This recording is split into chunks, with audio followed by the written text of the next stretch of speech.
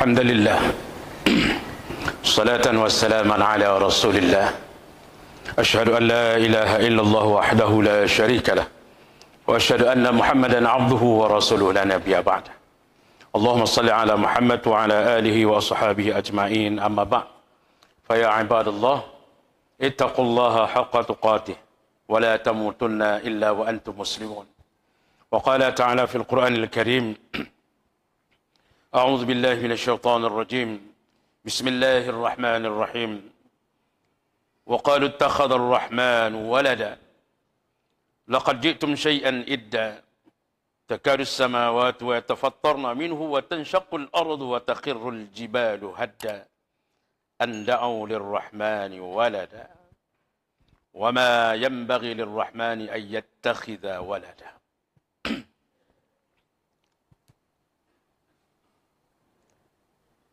Puncak kesyirikan dalam rentang perjalanan waktu kehidupan kita senantiasa berada pada bulan Desember yang orang-orang Nasrani merayakan hari Natal mereka, diikuti dengan tahun baru nantinya. Yang kemudian diikuti oleh orang-orang yang ada penyakit di dalam hati mereka. Dari kalangan orang-orang menyatakan beriman kepada Allah Subhanahu wa taala.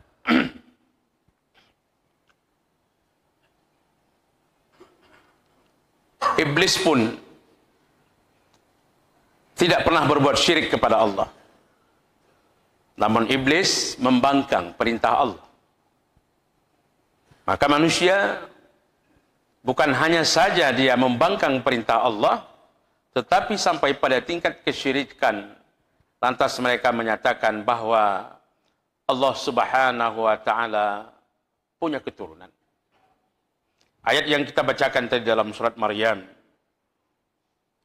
wa qalu ittakhadha ar-rahman walada. Mereka mengatakan bahwa Allah punya anak. Laqad ji'tum syai'an idda. Bahwa pernyataan ini adalah merupakan pernyataan yang sangat mungkar sekali. Puncak daripada segala macam dosa, mensyirikkan Allah Subhanahu wa taala. Tentu kaget dan terkejut, bahkan marah semua makhluk Allah Subhanahu wa taala. Takadus samawati wa yatafattarna minhu. Hampir-hampir saja pernyataan ini menjadikan langit ini menjadi pecah. Wa tanshaqqul ard. Bumi bergoncang, porak-poranda, wa takhirul jibalu hadda. Gunung-gunung akan meletus. Gunung-gunung berhamburan dikarenakan sikap dan pernyataan manusia yang menyatakan Allah punya anak, punya keturunan. Anda'u lirrahman walada, dikarenakan mereka menyatakan bahwa Allah punya anak. Jemaah Jumat yang dirahmati Allah, jelas bagi kita orang yang beriman, lakum dinukum waliyadin. Selama kita berada dalam agama yang benar ini, konsekuensi istiqamah kita. Tidak perlu ada toleransi dalam hal akidah. Tapi toleransi dalam hal muamalah disuruh. Bahkan Rasulullah mencontohkan bagaimana Rasulullah bermuamalah dengan orang-orang Yahudi dan Nasrani. Ketahuilah para jemaah yang dirahmati Allah, ketika seseorang mengucapkan selamat Natal, berarti lahir sudah pengakuan bahwa Tuhan itu punya anak. Ketika seorang menyatakan selamat Natal, mereka menyatakan bahwa Tuhan itu lahir pada tanggal 25 Desember. Ketika orang menyatakan selamat Natal, mereka menyatakan bahwa Tuhan mati di kayu salib. Bagi mereka orang Nasrani sudah keyakinan mereka.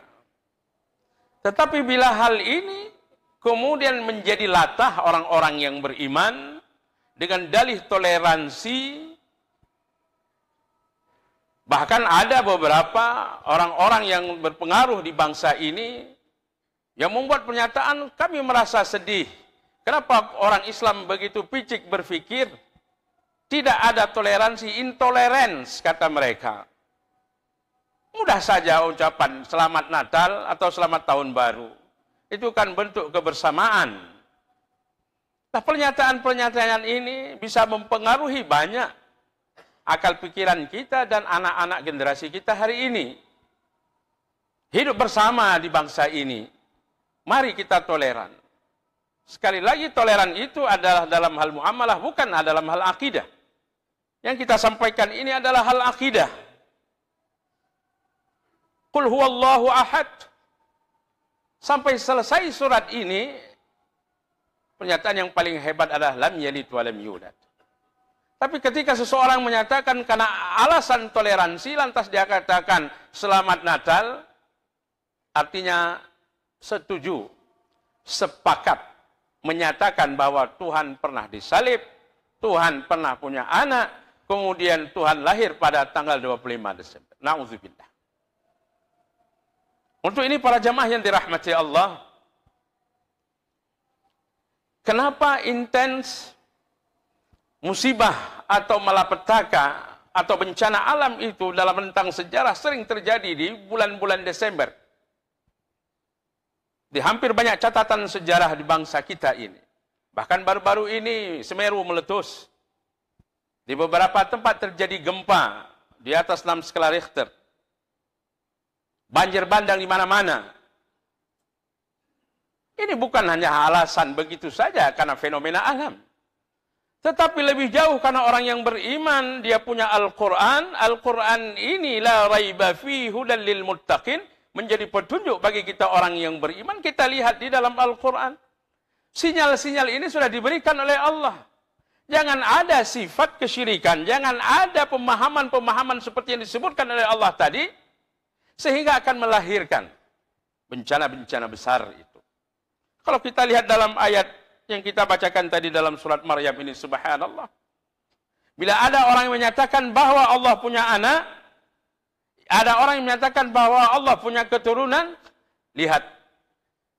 Allah menyampaikan kepada kita informasi, lihat bahwa bila ini didengar oleh langit, langit pun berguncang.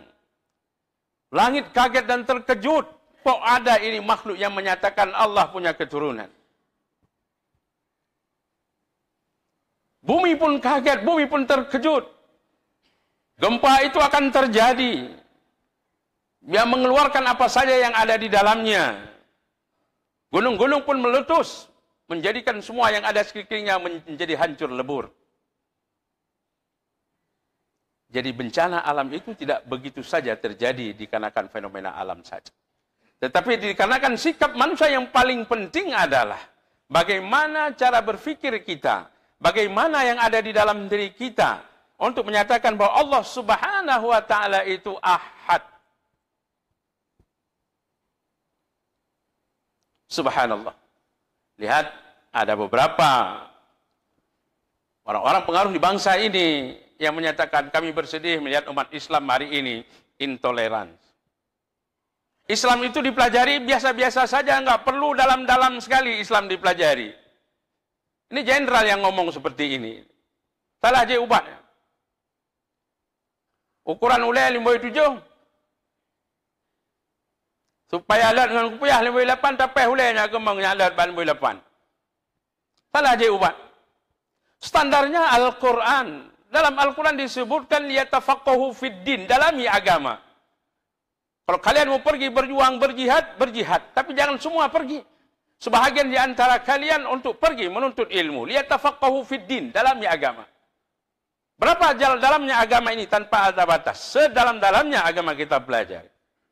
Jadi pelajari agama ini bukan lapik-lapik mentang. Pelajari agama ini bukan sikit-sikit saja. Tapi dalami sedalam-dalamnya. Liyatafaqahu fid din. Liyandira qaumahum idza raja'u. Supaya nanti mereka kembali kepada kaumnya untuk sebagai jadi peringatan. Membimbing, mengarahkan kaumnya. Siapa yang bisa mengarahkan ini? Yang bisa mengarahkan ini adalah orang yang paham yang dalam hal agamanya. Jadi kapasitas seperti ini terus dimunculkan untuk mendangkalkan akidah umat. Sehingga apa yang kita lihat dalam bangsa kita hari ini, para jamaah yang dirahmati Allah, anak-anak kita, generasi kita menjadi lemah. Anak-anak kita, generasi kita menjadi kurang paham mereka terhadap agama. Mereka tidak takut meninggalkan sholat itu. Mereka tidak menjadikan sholat itu menjadi penting. Kegiatan-kegiatan agama yang diajarkan itu menjadi masalah bagi mereka kalau mereka tinggalkan begitu saja. Karena apa? Karena banyak hal yang lain yang menurut pemikiran mereka adalah hal-hal yang menarik dalam kehidupan. Ini adalah proses usaha pendangkalan akidah yang setiap hari kita lihat dalam kehidupan kita sehari-hari. Walan tarda ankal yahudu walan nasara hatta tattabi'a millatahum. Maka orang-orang Yahudi dan Nasrani ini mereka tidak pernah berhenti mencari cara, bermacam cara hilah supaya kita dan anak-anak generasi kita ini mengikuti cara mereka. Mengikuti cara mereka berfikir, mengikuti cara mereka berbicara, mengikuti cara mereka berpakaian, mengikuti cara mereka, pola hidup mereka. Mungkin alhamdulillah kita di Aceh belum nampak secara signifikan pengaruhnya. Tapi kita keluar sedikit dari Aceh, akan kita lihat di mana-mana. Hari ini di bulan Desember ini, persiapan perayaan tahun baru, Natal dan sebagainya luar biasa sekali. Bahkan latahnya kita di beberapa provinsi di belahan sana di negara ini, ada yang menyuruhkan supaya buat spanduk selamat Natal kepada sekolah-sekolah agama, di tempat-tempat kegiatan agama, sebagai bentuk toleransi kita. Nah, kemudian ini diprotes besar-besaran. Kenapa? Karena ini ranahnya adalah ranah akidah. Tidak boleh bagi kita, orang yang beriman, untuk ikut serta dalam hal urusan akidah mereka itu. Maka lakum dinukum waliyadin. Bagi kita orang yang beriman jelas, inna dina indallahil Islam. Agama yang diridai oleh Allah adalah Islam. Wa man yabtaghi ghairal islami dinan fala yuqbala min wa huwa fil akhirati minal khasirin. Siapa yang mencari cara hidup, cara fikir, pola hidup, model dan segala macam selain daripada Islam, maka tidak diterima oleh Allah Subhanahu wa taala, dan di hari akhir mereka ini termasuk orang-orang yang merugi. Jemaah yang dirahmati Allah, belajar Islam adalah merupakan kewajiban. Maka sungguh Allah Subhanahu wa taala sangat membenci kepada orang-orang yang beragama tapi dia tidak tahu dan tidak berilmu terhadap agama. Hari ini kita salat, maka orang yang salat dan dia tidak tahu salatnya itu apa, maka tidak diterima oleh Allah. Kita tidak tahu sedang ngapain. Ini hari ini kita hadir salat, melaksanakan salat Jumat tapi tidak punya ilmu tentang salat Jumat. Ngapain kita berwudu? Ngapain kita hadir ke masjid? Ngapain kita sujud dan segala macam kegiatannya? Kita tidak tahu, hanya mengikuti rutinitas saja. Sungguh tidak diterima oleh Allah Subhanahu wa taala. Maka oleh sebab itu belajarlah. Salat, belajarlah. Maka kita akan menjadi orang yang dibenci oleh Allah karena kebodohan kita, kejahilan kita terhadap amalan yang kita lakukan. Salat, belajar salat yang benar. Kita bersedekah, kita berzakat, pelajari. Jangan sekedar memberi saja tapi tidak tahu. Puasa juga demikian. Maka dalam Islam kita terus dituntut untuk belajar, belajar, dan belajar. Dan belajar itu tanpa ada batas sampai kita menghembuskan nafas terakhir. Jadi jangan sedikit-sedikit belajar ini, sedalam-dalamnya. Tidak sempat kita belajar seperti orang-orang yang ada di pesantren, titipkan anak-anak kita di tempat pendidikan yang liyatafaqahu fiddin, supaya mereka mempelajari agama ini dengan agama yang sebenarnya dan mendalami sedalam-dalamnya supaya mereka nanti menjadi penyuluh, menjadi penerang dalam kehidupan kita sehari-hari. Bermanfaat untuk bangsa dan negara, bermanfaat untuk agama, untuk kita, keluarga dan orang tua, dan berikutnya untuk generasi selanjutnya.